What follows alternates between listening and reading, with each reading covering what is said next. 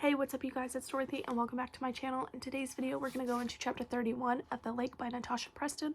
So let's get right into this video. This video may contain sensitive topics and foul language. If you do not wish to continue, I suggest clicking off the video now.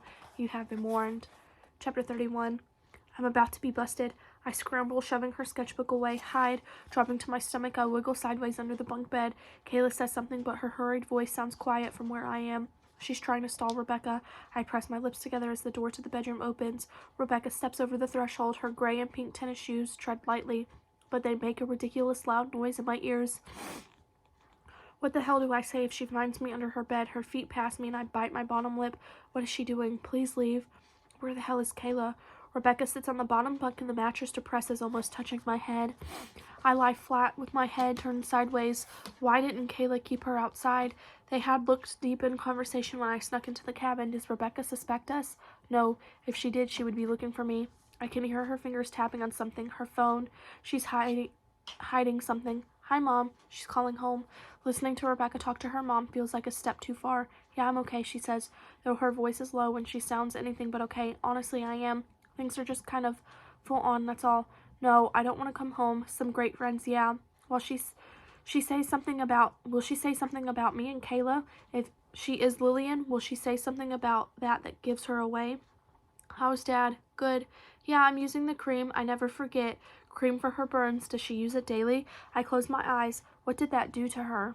We did that to her. Well, if she's Lillian. I'm remembering to take my meds, yeah. Yes, Mom, she says in expiration. Rebecca hasn't mentioned anything about medication, but then no one has. It's not something she needs to share. Still, I am curious. Could it be a condition related to the accident? I have to go. We're about to head into the conference room. Okay, speak soon. Love y'all too. Conference room. I hear her tap the screen and she stands up. I can't see her, but I think she puts the phone in her pocket because I don't hear her put it down. I watch her tennis shoes walk past me and leave the room. The door bangs shut. I wait until I hear the cabin door close before I slide from underneath the bed and stand. In hindsight, I should have brought my phone with me. That way I could text Kayla and ask if the coast is clear. Esme, I startle, and the grip of the door frame my fingers digging into the wood. Kayla opens the door and walks into the room. What are you doing? I hiss. Don't worry, the others are walking around the lake. Why did you let Rebecca come in? I had to hide under the bed. Her eyes widen. Let her? Let? All right. You didn't let her. What happened? We were talking and I mentioned that I missed my parents like you said to, and then she suddenly got up. She told me she was late calling her mom. I tried to stop her, but she was adamant that she needed to speak to her mom that second. I nod. Let's get out of here. You're going to tell me what happened, right? Yes. We leave the cabin and I close the door, glancing around. Rebecca and Tia are with Jake and Ollie and the others walking clockwise around the lake. Kayla and I head in the opposite direction. Well, Kayla asks. She sat on the bed. I was under it and she almost hit my head. Then she called her mom. I found out that she uses a cream for her burns. Breaking news, Kayla mutters sarcastically. Did you expect a full confession? She assured her mom she's still using the cream and taking her medication. What medication? She didn't say the name. Her mom would already know what it is. Kayla sighs. All right. Then she told her mom that she had to go because she was needed in the conference room. That's weird, right? Maybe she meant the staff cabin and just misspoke. I shake my head. I don't know. There's so many theories in my mind. Anyway, she keeps her phone on her, even though the rest of us leave ours in our room, and she's drawing pictures of herself and a little girl and one of fire. A fire, Kayla rasps. Yep. I couldn't tell if it was in the forest, though, so I can't be sure she's Lillian. Who was in the drawing of the fire? Rebecca and a girl around 10 years old. Was Rebecca 10 in the drawing, too? Did she look like Lillian? No, Rebecca was the age she is now. Maybe she's not Lillian, but her helper. Maybe she knows Lillian. Maybe they're sisters. I shrug. I have no damn clue. She said she only had an older brother, but she could be lying. Maybe she has a sister and that's Lillian. But what are the odds of sisters being burned in different accidents? Probably not that high. This is so messed up, Esme, Kayla says as we walk in the stifling heat. We just need to figure out Rebecca's deal. How do we do that? I don't know. Why am I always the one who has to come up with the plans? Awesome. But now we know she keeps her phone on her, constant contact. But with who? Kayla scrunches her nose. Esme, what if we're wrong about her and she's just regular Rebecca with a burn? Then we'll find no evidence and we'll say a very silent sorry to her. I don't say it, but I know there is something wrong here. We reach the halfway point around the lake and the others are heading toward us. The trees smell like freedom and for once the hot air doesn't prickle my skin. It's not as hot today even though the sun is shining away. Rebecca smiles freely, walking arm in arm with Tia. She looks very pleased with herself.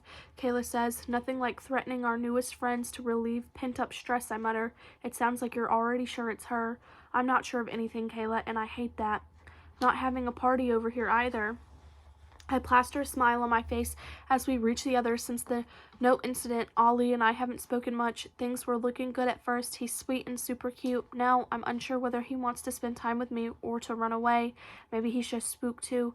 Hey, Esme, Rebecca says. Her smile is normal, but I look deeper. Is it genuine, or does she know that I was just hiding under her bed? Hey, I reply. Seen anything weird? Not a thing. You want to walk back the other way together, Esme? Ollie asks. Well, that sounds like he wants to spend time with me. Yeah, I reply, let's do it. Kayla chuckles under her breath as she walks off with the others. I wrap my arms around my stomach as we walk. You freaking out, Ollie says. Only a lot. There's a weird vibe here, you know. I say all the campers are carrying on like normal, getting excited for everything, and we're pretending this is the best place on earth. It's a lot. I'm not sure if we can keep it up for weeks, let alone days. We might not need to. The cops might find out who it is, Ollie says. They have one report of a trespasser who they think was an ex-counselor.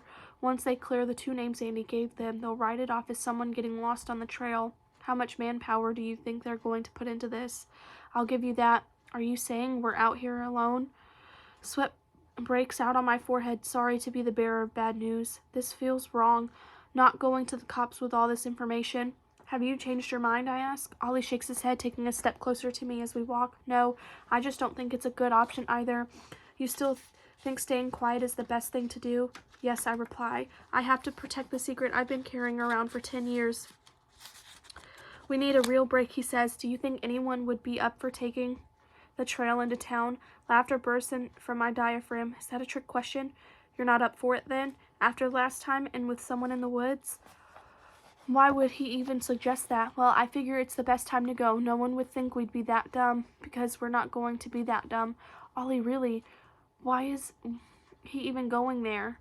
Chuckling, he shakes his head. Not one of my better ideas. I get it. Can we forget I said it? Not really. Totally. It's forgotten. He really wants to go back into the forest. That would be crazy. What's your favorite book? He asks. What? I realize we haven't had much time to talk about random normal stuff. The Great Gatsby. Born June 5th. Gemini. Tacos, I say, and his smile widens. I don't know if I believe in God, but I do hope there's something after. Light blue. I hate sliders because they look like toddler shoes.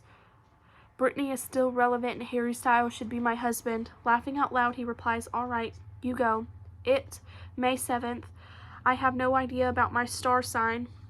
With you on tacos, my family is religious, but I'm unsure. Dark green. Sliders are the devil. Brittany was hot. Don't want to marry Styles. I laugh, linking my arm through his. It feels like a bold move. Up until now, it's been him who initiates any physical contact. Where do you want to live after college? I ask. Anywhere but here. If you could go on vacation anywhere in the world, where would it be? I've always wanted to go to Iceland. I trail off because I can tell him it's because of the northern lights. My stomach twists. Wait, anywhere but here? That is the end of chapter 31. I will see you guys in the next video. Bye.